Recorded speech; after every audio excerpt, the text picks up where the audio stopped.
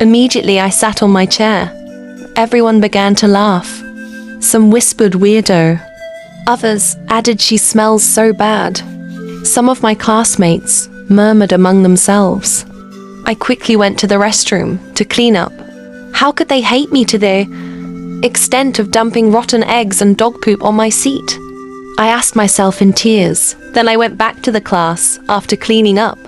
Reporting to the teacher is useless, so I just went back to class, only to discover my school bag, my books, and have been shredded to pieces. Most importantly, my necklace, the only thing left of my mum, was missing. I could feel the pressure on me as I asked, "Where is my necklace?" Yelling at everyone for the first time. I flushed it down the toilet. Anna replied, laughing. As the class joined her in laughter, my eyes turned white. My hair turned grey. I think I went too deep. Let me start from the beginning so that you can understand my story. My name is Oma. I am the only daughter of my mother. Her name is Blessing. I was told she visit any river every day.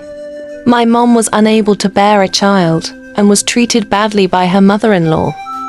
My grandma, who raised me till I was 5, told me my mother visited 7 rivers for 90 days because she was confirmed to have no womb at the hospital. The 7 rivers blessed my mum with a child. Unfortunately, she died when I was just 7 months old. After my mum's death, everyone abandoned me, except my grandmother who raised me. She died when I was 5, and I was adopted by a loving family thereafter. They were so nice to me until they had their only child. My parents abandoned me and acted like I never existed, thereby showering their son with all their love. I was withdrawn from a private school and forced to attend a public school. I never had any issues with attending a public school until I became a target of bullies. I hated my life at school and at home. Sometimes, when I get home from school, I had little or no right to complain. And in school, I never stood up to bullies. Instead, I was instructed to do their assignment and run errands. And my teachers were not interested in the students' well-being. Except you have money to offer. These was not my major problem. My main challenge was that I could see and hear beyond physical. What I meant is that I see ghosts. I hear them. Sometimes I get lost watching them or discussing with them. But people thought I was crazy and laughed when I tell them the things I see. It even increased the rate at which I was bullied. One day I was in class and I saw the ghost of an old man. He instructed me to leave the school and warn others immediately. He added that something tragic was about to happen. So I quickly warned others and reported to the principal. But I was ridiculed again. So I took my bag and left. And the class booed after me. Someone shouted, "Crazy monkey," and some added, "The strange native doctor," and others burst into laughter. According to the news I heard, few minutes after I left, part of the school building started to collapse, and students began to run for dear life. Unfortunately, 5 students died from the accident. I couldn't stop blaming myself for the loss. If only I warned them enough, maybe nobody would have died. Different thoughts went through my mind, and I sobbed bitterly. But I wasn't ready for what happened to me after. After my school sorted the issues out, and we all resumed, the rate at which I was bullied increased, and the authorities of the school did nothing when I complained. I was called a witch, and was asked to satisfy different demands and errands, with special powers. Because of this, I hated school and wanted to skip classes. But I wasn't happy at home either. All house chores was done by me. Yet, I was scolded if anything happens to my brother Michael. I was expected to keep an eye on him, while I do loads of chores that will be even difficult for 2 persons. But Michael is a sweet soul, and he always wants to help me. He once stole from our parents to take me to the hospital when I fell sick. I can't give account of all he has done for me, but I can give account of this event, even in my dreams. He sold one of our mum's jewelry to get me my first birthday gift. When he found out I was accused of stealing the jewelry, he attested to it, that he stole the jewelry. He told our parents he gambled with the money, and he was scolded by our dad, and Mom begged on his behalf. The next day, on my way to school, I saw the ghost of 2 students who died from the accident. I was told more tragic things will happen in the school, because the authorities of the school embezzled the funds meant for maintenance of the school, thereby doing a quack job, to look like the school have been repaired. I was told to warn students to remain in their various houses for 5 days. When I got to school, I immediately reported to the authorities. I warned them of the repercussions of the quack job they did. They were surprised and was not happy that I discovered their secret. I told them to give students a break and then take their time to repair the school building, or I will expose their secrets to all students and media. Few hours after I complained, students started to bully me, and the school authorities was in support. I was stoned with foods and fruits. I quickly ran to my class and sat down on my seat. Immediately I sat on my chair. Everyone began to laugh. This was when I noticed my chair was oozing. I just sat on a rotten egg and dog poop. The class burst into laughter and began to mock me. I heard some whispering to themselves saying, "The authorities asked us to bully her." Some laid curses on me, so I went to the restroom to clean up. When I got back from the restroom, everything on my bag was scattered on the floor. I quickly cleaned up my seat, my bag, and arranged everything.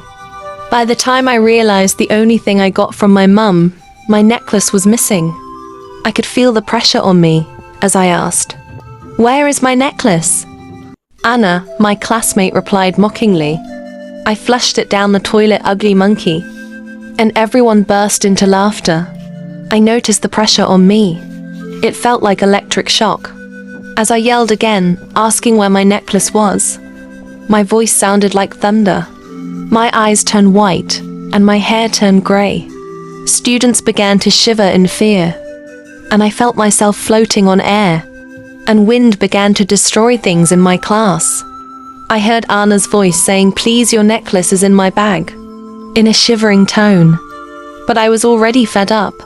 I destroyed a lot of school properties, and taught the school authorities lessons by destroying their cars. Some students started crying and pleading with me. I recovered my necklace and the pressure in me died.